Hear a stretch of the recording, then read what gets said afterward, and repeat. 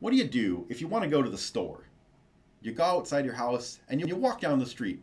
Your feet touch the ground, they provide friction, and allow you to go exactly where you want to go. But what should you do if the store is on a different planet? You can't just point your spaceship towards it and step on the gas. The force of gravity predominates all motion in space, and so if we want to get somewhere, we have to understand how things move under the influence of gravity. Now we know Newton's law of universal gravitation gives us the formula for the force, but it's at a very low level. It's very basic, reductionist. It doesn't give us the information we need to answer a question of how do I get to Mars?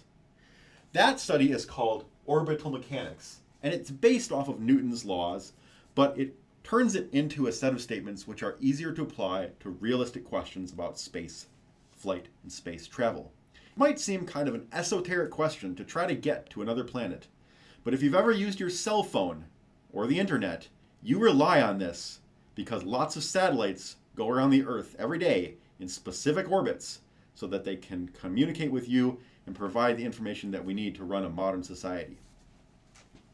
First, let's take a look at circular orbits.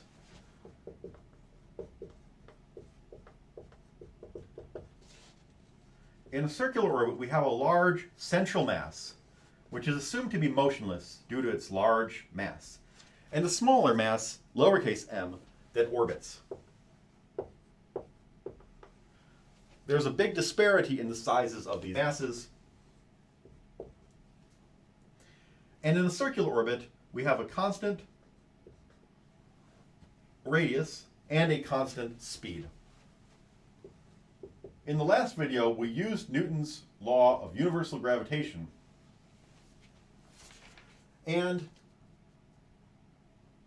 the fact that it's circular motion to derive a formula for the speed of the motion. We also know that in the circle, the velocity vector and the radius vector are perpendicular at all times. Let's now investigate some of the other quantities that we could learn about this orbit. Because v and r are always perpendicular, the angular momentum of the object orbiting is equal to m times v times r. This could also be written as m times the square root of g m r by substituting in the formula for the velocity. At any given instant of the orbit, the object is moving, so it has a kinetic energy equal to 1/2 mv squared. But it also has a potential energy. Let's think a bit about the potential energy caused by the force of universal gravitation. In an aside here, remember that the force here is equal to minus g m m over r squared. I've included a minus sign this time when I normally didn't before, because now what I'm really talking about is a radial component of the force, whereas before we were talking merely about the magnitude. The force is attractive. It points back towards the origin, so I should put a minus in front of that component.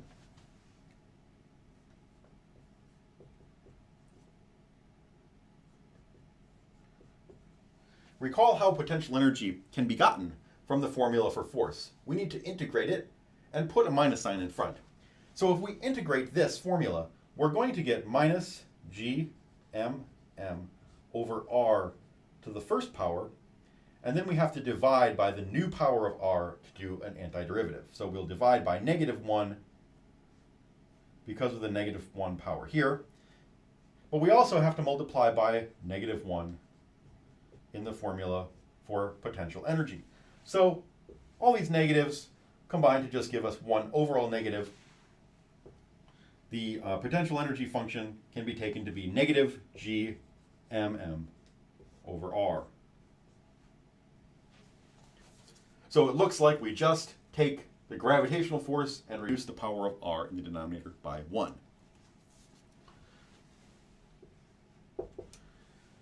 So in a circular orbit, the potential energy that the object has is negative. This makes sense because it's a binding energy. It's below the zero energy, which would be far away from the central mass in free motion. These two energies can be added together to get the total energy. But we actually don't have to stop here because we have a formula for velocity due to the circular motion. The velocity squared is equal to gm over r. And that means these two terms can actually be combined to be equal to minus 1/2 gmm over r. So an object in circular motion has a negative total energy. The negative total energy is equal to half of the potential energy. So E, in fact, is negative, so U is negative, and kinetic energy is positive, and their sum is equal to E.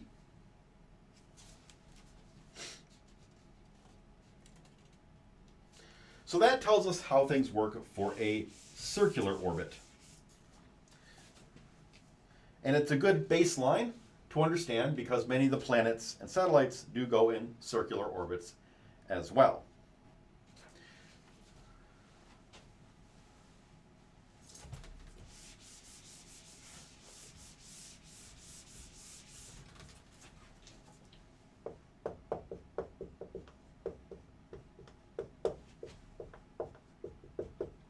But if we want to go from one circular orbit to another,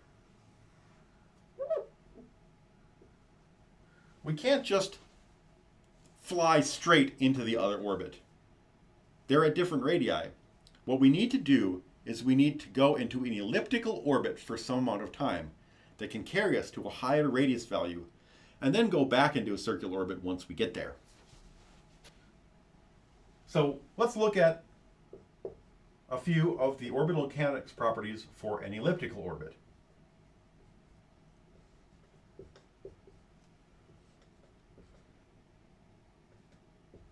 The first one is based off of conservation of angular momentum, related to the periapsis point here and apoapsis point at the farthest distance away. Angular momentum conservation implies that the product of velocity and radius at those 2 points is equal. In fact, it's equal everywhere as long as we use the tangential component of the velocity.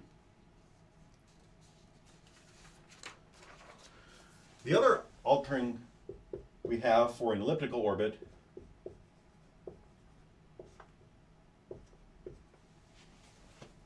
is the total energy.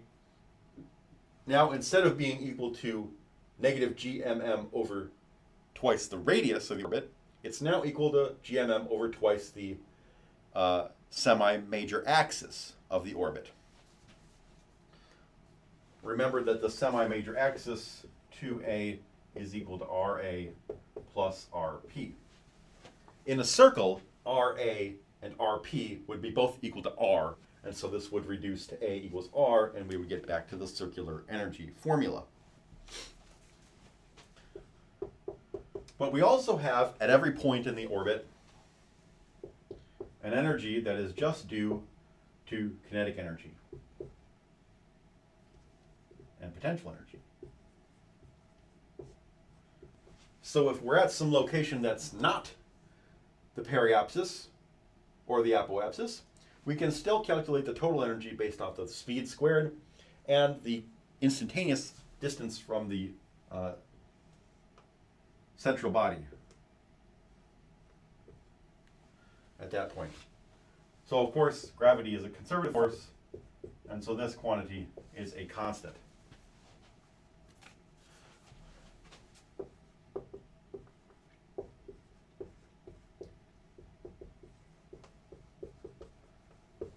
The other property we have for elliptical orbits is that the angular momentum is still constant. M times radius times the tangential portion of the velocity is a constant. Okay, so let's take this as a few facts which we'll use in some examples now.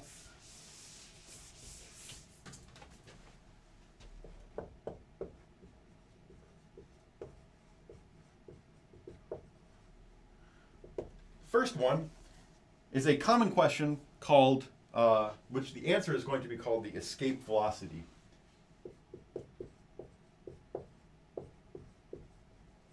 In other words, how to leave a planet for good.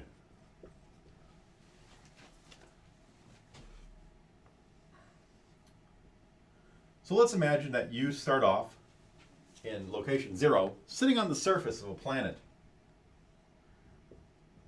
that has a radius RE.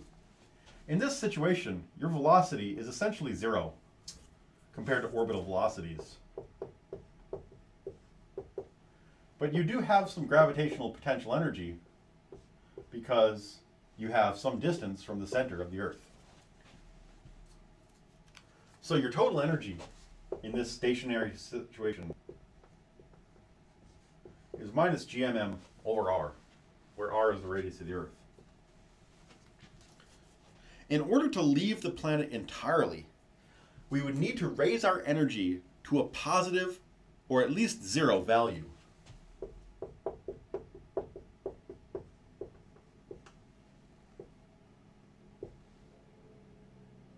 This would put our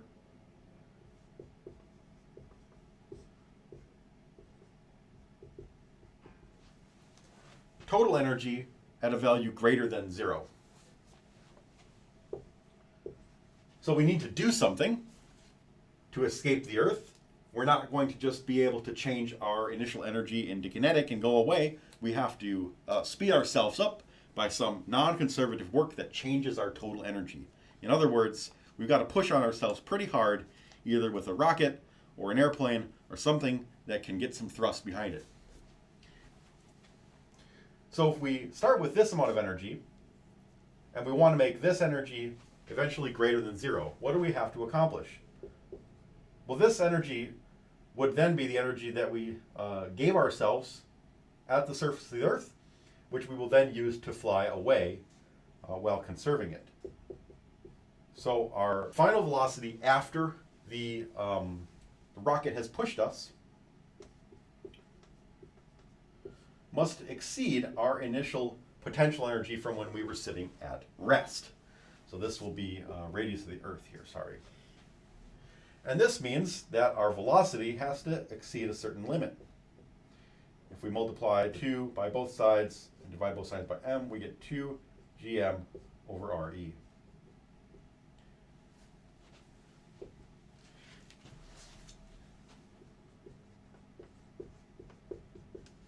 If we plug in these numbers for the Earth, we get a speed of 11.2 kilometers per second.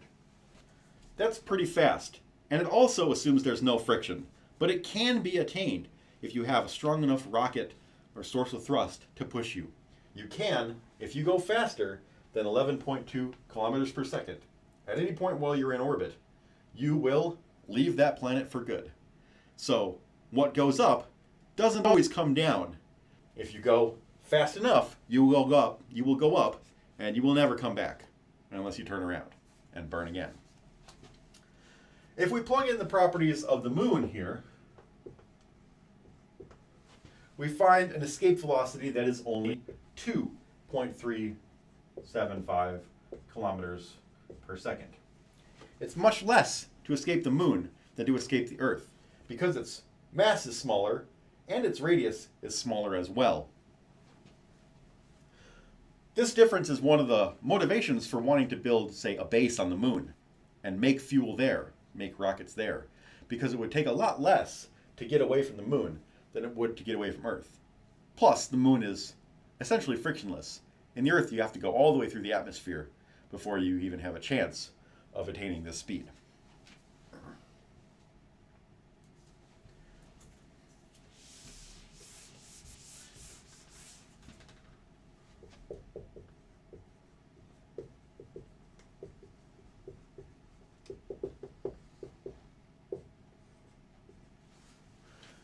Now, what if you're already sitting in orbit around a planet, or a star, or another planet, and you want to leave from there? You don't have to give yourself as much energy as you did if you were just sitting at rest on the surface.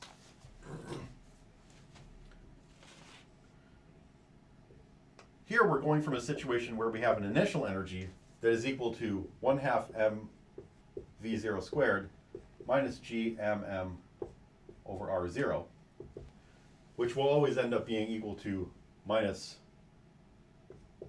gmm over 2 r0 for a circle. And you want to go to an orbit that is an escaping trajectory.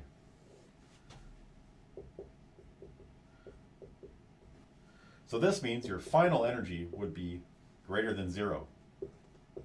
Your final energy is still composed of a kinetic portion and a potential portion,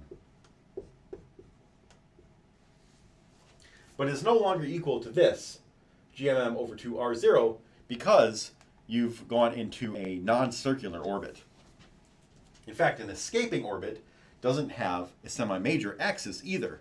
The value of a still exists, but it becomes negative, and the shape becomes a hyperbola. So let's calculate what's necessary to escape the Earth if you're already moving in a circular orbit.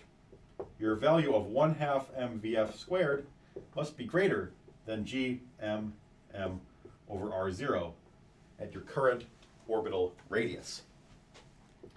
This means the vf must be greater than 2gmm over r0. 2gm over r0. It seems like this is the same result as before, but this is just the velocity that you need to attain to get to escape from this starting spot. And that's the same as sitting at the surface. The difference here is that you're already moving at a speed v0 when you begin this trip. So in terms of how much you have to change your velocity, you only have to go from v0 up to vf.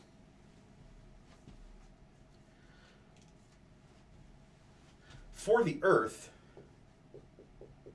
the vf value was 11.2, approximately 11.2 kilometers per second, and we'll use that value.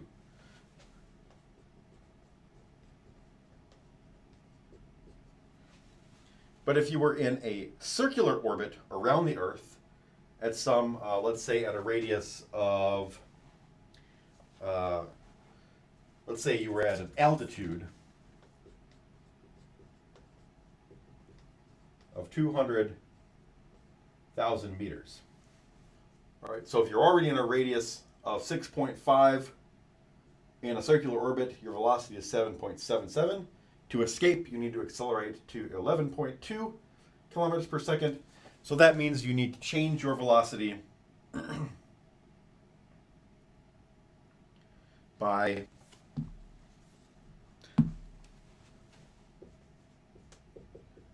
3,500 meters per second.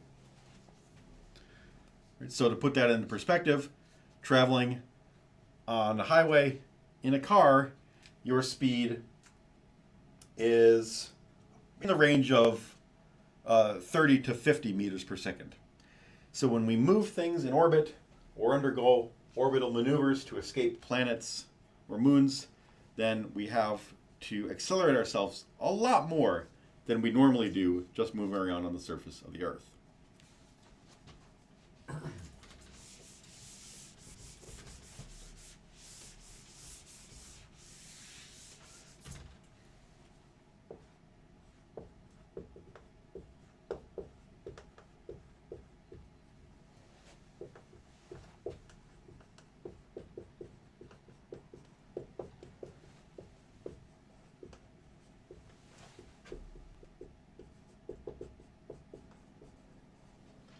Now let's answer a different question in orbital mechanics. Say we actually want to send a spacecraft from the Earth to Mars. And we're not going to be concerned in this question about how much our velocity has to change or how powerful our rockets need to be, but rather just how long would it take to get there? Could we have a reasonable amount of time for people to survive?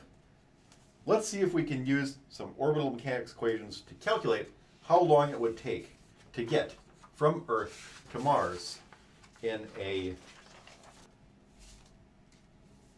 elliptical transfer. So, some values that we're going to need for this. Since we're orbiting the sun, we need to know the radius of the Earth's orbit around the sun. This is 1.496 times 10 to the 10th meters. We're going to Mars, so we need to know the radius of Mars' orbit around the sun. That is 2.28 times 10 to the 10th meters. And since we're orbiting the sun, we also need to know the gravitational parameter for the sun, which is 1.33 times 10 to the 17th meters cubed per second squared. Now to do this, what do we require? We have to go from the Earth's orbit into an elliptical orbit.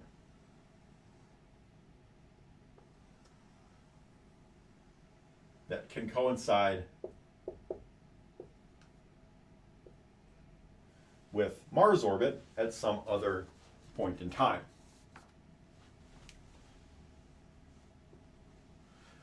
So our transfer orbit here, the ellipse portion, has a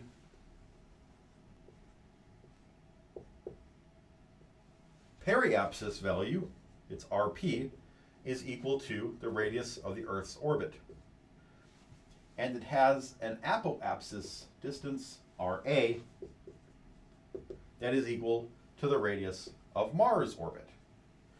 Therefore, this ellipse has a semi-major axis that is equal to 1.888 times 10 to the 10th meters.